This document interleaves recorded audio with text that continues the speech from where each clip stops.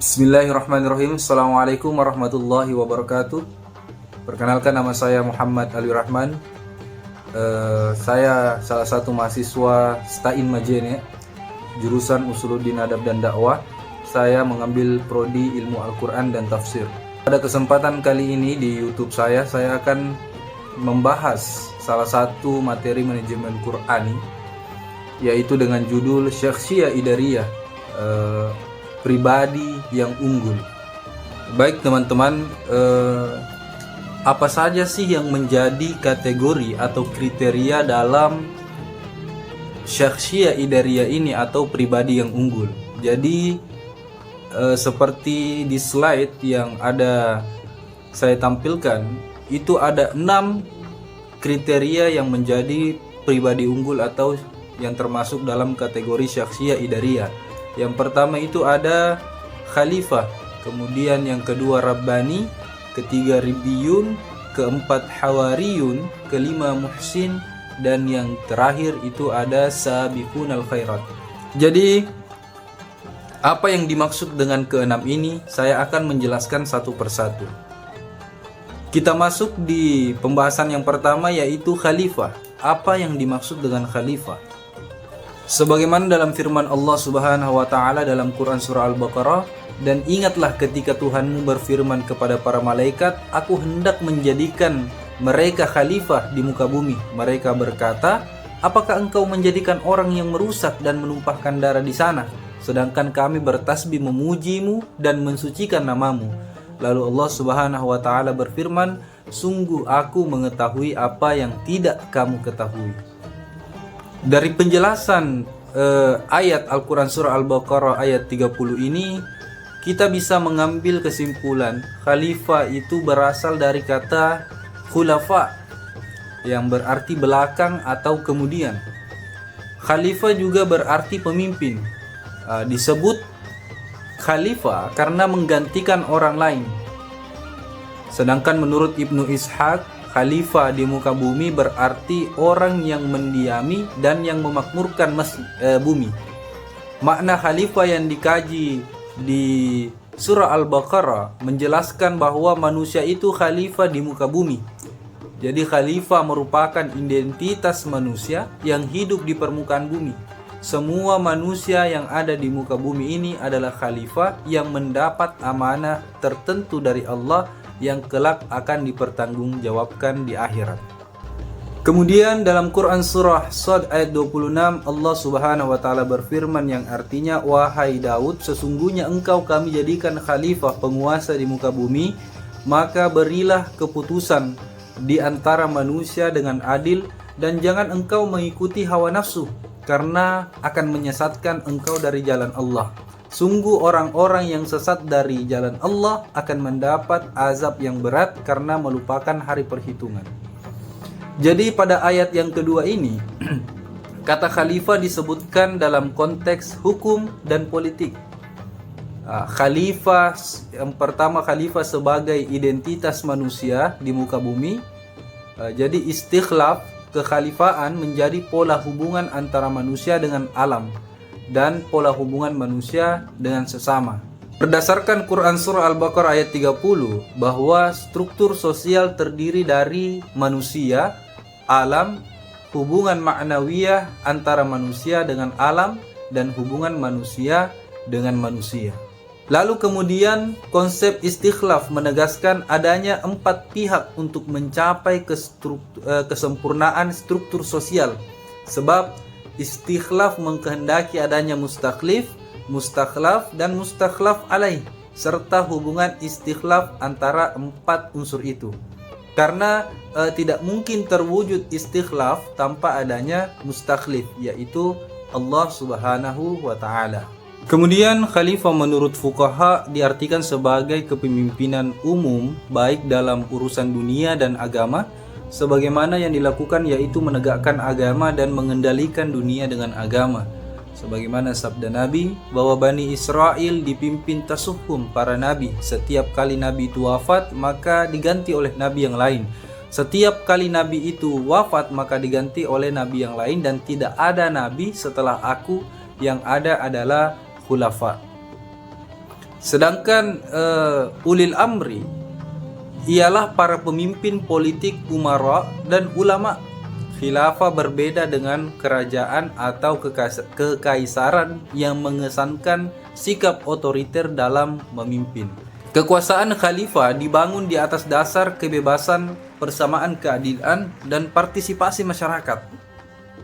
Jadi kepemimpinan dalam Islam adalah segala tindakan yang mengantar manusia ke arah kehidupan konstruktif dan menjauhkannya dari kehidupan destruktif selama tidak bertentangan dengan syariat.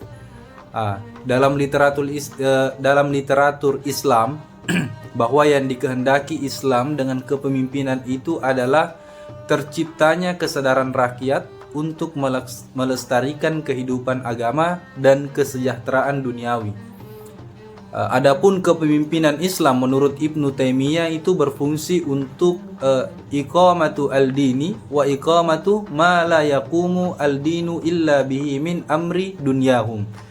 Fungsi pemimpin menurut Ibnu Taimiyah itu adalah untuk menegakkan agama dan kehidupan duniawi yang menopang tegaknya nilai dan ajaran agama. Sedangkan bagi Al-Quran, kepemimpinan itu merupakan minha rabbaniyah, karunia Allah Subhanahu wa Ta'ala. Karunia Allah akan diberikan kepada hamba-hambanya yang memenuhi syarat-syarat yang telah ditetapkan dalam kitab sucinya. Allah telah menganugerahkan gerakan kepemimpinan itu kepada salah satu nabi, yaitu Nabi Ibrahim alaihissalam. Jadi itulah sedikit penjelasan tentang khalifah. Kemudian kita masuk ke kategori pribadi unggul atau syakhsiyah idariyah yang kedua, yaitu Rabbani. Secara bahasa, kata Rabbani adalah bentuk nisbat dari kata Rabban, sedangkan Rabban adalah bentuk mubalaghah dari kata Rabbi, yaitu isim fa'il dari fi'il Rabba yarubbu, yang artinya adalah seseorang yang mentarbiyah atau mendidik manusia, dalam arti menurut segala kemaslahatan urusan mereka, menumbuh kembangkannya dan melaksanakan atau menjalankan segala urusan untuk mereka. Adapun ayat yang membahas tentang Rabbani ini yaitu dalam Quran surah Al-Imran ayat 79, yang artinya tidak mungkin bagi seseorang yang telah diberi kitab oleh Allah serta hikmah dan kenabian, kemudian dia berkata kepada manusia, jadilah kamu penyembahku, bukan penyembah Allah. Tetapi dia berkata, jadilah kamu pengabdi Allah, karena kamu mengajarkan kitab, karena kamu mempelajarinya. Ibnu Jarir At-Tabari menjelaskan makna Rabbani dalam kitab Jami' al-Bayan fi Ta'wil Al-Quran. Beliau menyimpulkan beberapa pendapat ulama. Yang pertama, Rabbani adalah level mustawa yang lebih tinggi dari sekedar al-fiqhi, memahami agama, dan al-ilmu, ilmu atau penguasaan kitabullah. Yang kedua, Rabbani adalah pribadi yang menggabungkan antara al-fiqh dan al-ilm dengan al-bashirah as-siyasah, al-basirah bi al-tabir, al-qiyam bisyu'un ar-ra'iyah wa ma yuslihuhum fi dunyahum wa dinihim. Jadi dengan demikian Rabbani ini adalah referensi masyarakat dalam fikih, ilmu, dan berbagai urusan agama dan dunia. Ibnu Jarir menyandarkan kesimpulannya pada dua hal, yaitu yang pertama sandaran bahasa, kemudian yang kedua itu sandaran kepada salaf atau ulama klasik. Kemudian kita masuk pada pribadi unggul atau kategori kriteria syakhsiyah idariyah yang ketiga, yaitu ribiyun. Para ahli tafsir mengartikan ribiyun itu dengan pendekatan kuantitas dan kualitas. Ribiyun berarti jumu, kelompok, jamaah, kelompok, dan uluf, ribuan. Sementara dengan pendekatan kualitas lebih yang diartikan dengan ulama, fuqaha, atqiyah, dan sebagainya, ada juga riwayat yang mengartikan ribiyun itu dengan atba atau pengikut, yaitu orang-orang yang mengikuti syariat Rabb. Adapun ayat yang membahas tentang ribiyun dalam surah Al-Imran ayat 146, Allah berfirman, yang artinya, dan berapa banyaknya nabi yang berperang bersama-sama mereka, sejumlah besar dari pengikutnya yang bertakwa. Mereka tidak menjadi lemah karena bencana yang menimpa mereka di jalan Allah, dan tidak lesuh dan tidak pula menyerah kepada musuh. Oleh menyukai Allah Subhanahu wa taala, menyukai orang-orang yang sabar.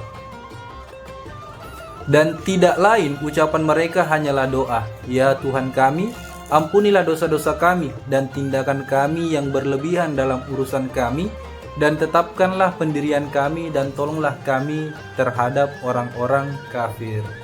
Para pengikut Nabi yang disebutkan di ayat memiliki ciri-ciri tidak lemah, tidak lesuh dan tidak menyerah, yang menjadi ciri utama dari Ribbiyun adalah adamu istikhanah, tidak menyerah, artinya tidak menyerah pada lawan dan tantangan hingga terhina di hadapan musuh. Jadi dengan demikian kemenangan-kemenangan yang diperoleh oleh Nabi Shallallahu Alaihi Wasallam dalam dakwah dan jihadnya tak lepas dari peran Ribbiyun ini, yang memiliki kuwatul al-azimah, kuwatul al-jasad, dan adamu al-istikhanah. Jadi seorang pemimpin perlu memperhatikan kualitas anggota-anggotanya, karena anggota yang berkualitas akan berpengaruh positif bagi peningkatan kualitas organisasi dan kepemimpinan. Dan sebaliknya, anggota yang lemah menjadi indikasi lemahnya organisasi dan kepemimpinan. Kemudian juga penting bagi pemimpin untuk memastikan bahwa orang-orang yang berada di bawah kendalinya adalah orang-orang yang memahami dan mampu menerjemahkan dengan baik visi, misi, program maupun arahannya. Adapun yang menjadi kewajiban pemimpin mempersiapkan anggota-anggotanya agar memenuhi kualifikasi yang dikehendaki. Hal-hal yang penting dimiliki oleh para anggota organisasi sebagai pendukung yang memiliki karakteristik Ribbiyun. Jadi karakteristik Ribbiyun itu yang pertama, anggota yang memahami dan memperhatikan kebijakan dasar yang telah dicanangkan oleh lembaga. Kemudian yang kedua, anggota itu memiliki soliditas internal yang kuat. Kemudian yang ketiga, kemampuan dan keahlian yang mumpuni dan beragam. Dan yang terakhir, kemampuan bersaing dan berkompetisi. Ibarat pohon, semakin tinggi pohon itu, maka semakin banyak pula angin yang akan menggoyang. Jadi itu 4 karakteristik dari Ribbiyun ini. Kemudian kita masuk ke kriteria yang keempat, yaitu Hawariyun. Yaitu Hawariyun adalah julukan untuk pengikut Nabi alaihissalam, yaitu orang-orang yang beriman kepadanya dan komitmen bersama putra Maryam. Para ahli bahasa Arab menjelaskan bahwa makna Hawariyun tergantung pada siapa kata itu diidafkan. Sebagaimana disebutkan dalam hadis Rasulullah, setiap nabi memiliki hawari, dan hawariku adalah Zubair bin Awwan. Jadi setiap organisasi itu memiliki nilai-nilai yang diyakini bersama kedudukan nilai dalam sebuah organisasi, tidak hanya sebagai pemandu aktivitasnya, tetapi juga sebagai pemberi arti bagi kerja dan aktivitas yang dilakukan anggotanya. Oleh karena posisi nilai dalam sebuah organisasi demikian pentingnya, maka ia selalu menjadi penggerak motivasi dan melekat kuat dalam kehidupan. Kaum Hawariyun, mereka unggul karena kesetiaan mereka dalam membela nilai-nilai yang diyakini bersama. Adapun keunggulan kesetiaan ini tercermin dalam 3 keunggulan. Yang pertama yaitu kesanggupan untuk dimobilisasi. Kemudian yang kedua, bersabar dalam menunaikan tanggung jawab. Kemudian yang ketiga yaitu selalu siap siaga dalam menyongsong tugas. Jadi itulah kriteria yang keempat dari Syakhsiyah Idariyah, yaitu Hawariyun, dan beberapa ciri-ciri dari Hawariyun ini. Kemudian kita masuk di kriteria yang kelima, yaitu Muhsin atau Ihsan. Kata Ihsan berasal dari bahasa Arab dari kata kerja fi'il, yaitu perbuatan baik. Adapun para ulama ihsan menjadi menggolongkan ihsan ini menjadi 4 bagian, yaitu yang pertama ihsan kepada Allah, ihsan kepada diri sendiri, ihsan kepada sesama manusia, ihsan sesama makhluk. Jadi dari penjelasan tersebut dapat kita simpulkan bahwa ihsan memiliki satu rukun, yaitu engkau beribadah kepada Allah seakan engkau melihatnya. Jika engkau tidak melihatnya, maka sesungguhnya dia melihatmu.